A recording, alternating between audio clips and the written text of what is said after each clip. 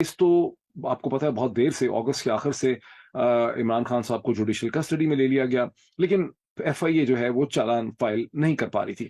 और चालान फाइल ना कर सकने की बुनियादी वजह ये है, जो मैंने कई दफा इन वीलॉग्स में आपको बताया है, कि एफआईए के लिए केस बनाना है ही बड़ा मुश्किल। इस केस की कोई तुक नहीं है, इसकी कोई सेंस नहीं है, इसका कोई सर पैर नहीं है। ना सिर्फ मैं बल्कि बहुत से और लोग, बल्कि जो वकला हैं जैसे लतीफ खोसा साहब हैं, वो इसको बहुत अच्छा एक्सप्लेन कर चुके हैं।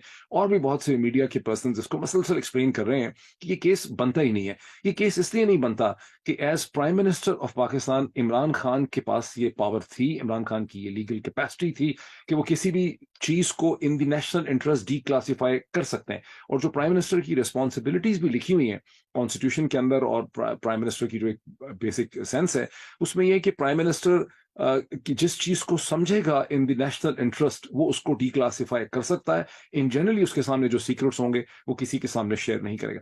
यहाँ कोई सीक्रेट ऐसा है ही नहीं है जिसके ऊपर केस बनाया जा रहा है कि अमेरिका के एक अफसर ने पाकिस्तान के उस वक्त के एम्बेसडर को धमकी लगाई कि इमरान खान की हुकूमत को खत्म कर दिया जाए। ये चीज डन टू डेथ हो चुकी है। मेरा ख्याल है कि मां सवाए वो लोग जो मेंटल हॉस्पिटल के अंदर पड़े, शायद उनको भी पता हो इस चीज का, कि स्कूल के वो छोटे बच्चे जिनकी उम्र अभी शायद 5-6 बरस से कम होगी, उनको नहीं पता होगा। वरना कौन ऐसा है जिसको ये राज, जिसका कि यहाँ ट्रायल करने की कोशिश की जा रही है साइफर में, वो मालूम नहीं है।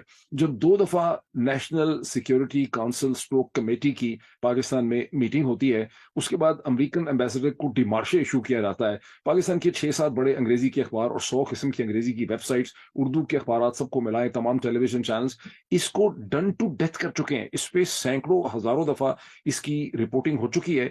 और जो इंटरसेप्ट के अंदर स्टोरी छपी उसने भी 10-15-20% ही तमाम फैक्ट्स में इजाफा किया, वरना तमाम फैक्ट्स तो पहले से नोन ही थे। एक ऐसी चीज जिसके कागज, जिसकी copies chairman senate, president of Pakistan, chief justice of Pakistan और पता नहीं किस किस को भेजी गई, और उसके तमाम मंदरजात पूरी दुनिया को पता थे, उस पर भला केस क्या बनता है। लेकिन बावजूद इसके कि एफआईए ने, जाहिर है हुक्म था, हुक्म कहीं से आ रहा है, एफआईए की क्या मिजाल है कि चालान पेश ना करते, तो एफआईए ने तगोदो करके एक चालान पेश कर दिया।